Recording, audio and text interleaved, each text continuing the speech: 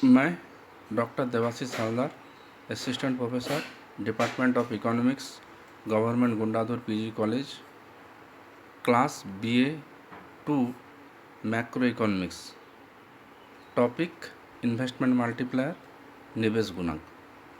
आज मैं आप लोगों को निवेश गुणांक के बारे में बताऊंगा, जो मैक्रो इकोनॉमिक्स में BA पार्ट 2 में एक टॉपिक है।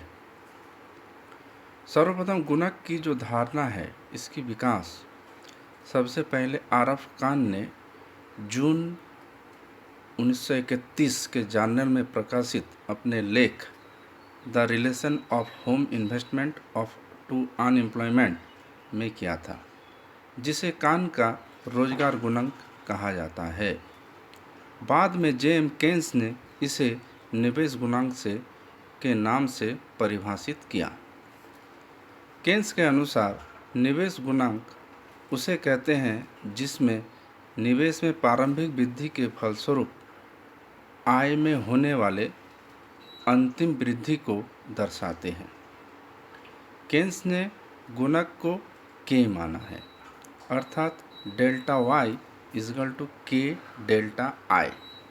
इस प्रकार इसे यदि हम लोग मल्टीप्लिकेशन करें तो ये K equal to delta Y by delta I होगा, जहाँ पर K गुणक है और Y आय है, I निवेश है और डेल्टा परिवर्तन, यानी परिवर्तन मतलब वृद्धि या ह्रास दोनों होता है। गुणक सिद्धांत में महत्वपूर्ण तत्व गुणक गुणांक K होता है। गुणक के मूल्यों को सीमांत उपभोग की प्रवृत्ति MPC निर्धारित करती है, यानी MPC की मात्रा जितनी अधिक होगी, गुणक की मूल्य भी उतना ही अधिक होगा। इस प्रकार गुणक और MPC के बीच के संबंधों को निम्न समीकरण से हम लोग समझ सकते हैं। केन्स ने एक इक्वेशन दिया था Y equal to C plus I। इसका मतलब होता है कि आय बराबर उपभोग और विनियोग होता है।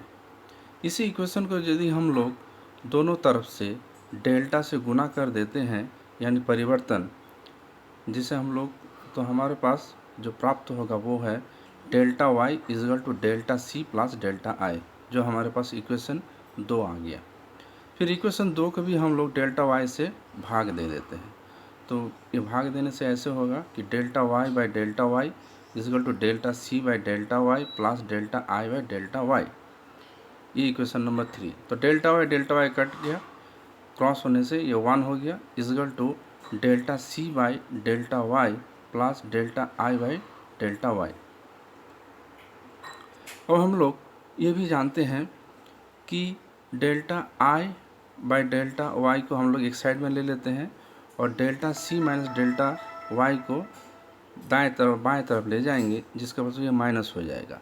और हम लोग को पहले से ही पता है MPC equal to delta C by delta Y होता है। तो यहाँ पर हम लोग लिखेंगे इसको delta I by delta Y equal to 1 minus MPC, यानी, और यदि इसको फिर ऊपर में परिवर्तित कर देते हैं तो डेल्टा Y को ऊपर ले जाते हैं और डेल्टा I को नीचे ले आएंगे, तो इधर 1 ये भी नीचे आ जाएगा, 1 बाई 1 माइनस MPC हो जाएंगे। तो हम लोग पहले से हम लोग को भी पता है कि delta I by delta Y equal to K होता है, तो यहाँ पर K इजगल टू हो गया 1 बाई 1 माइनस MPC। अब गुणक कैसे काम करता है ये हम लोग को देखना है। तो गुणक का काम करने का तरीका दोनों तरीके से होता है। एक गुणक आगे की ओर काम करते हैं और दूसरा पीछे की ओर। गुणक आगे की ओर तभी क्रियाएं करती है जब निवेश में वृद्धि होती है और उत्पादन में भी वृद्धि होती है, जिससे आय में वृद्धि होती है, साथ साथ उपभोग व्यय में भी वृद्धि होती है।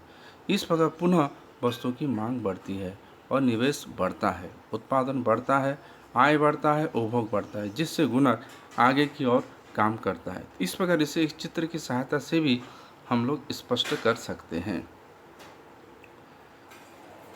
इस चित्र में ये दिखाया गया है कि दो एक्सिस लिए हैं, एक वाई एक्सिस, एक ओ एक्स एक्सिस। ओ एक्स एक्सिस में आई को लिया गया है और वाई एक्सिस में कंजम्पशन और इन्वेस्टमेंट को लिया गया है।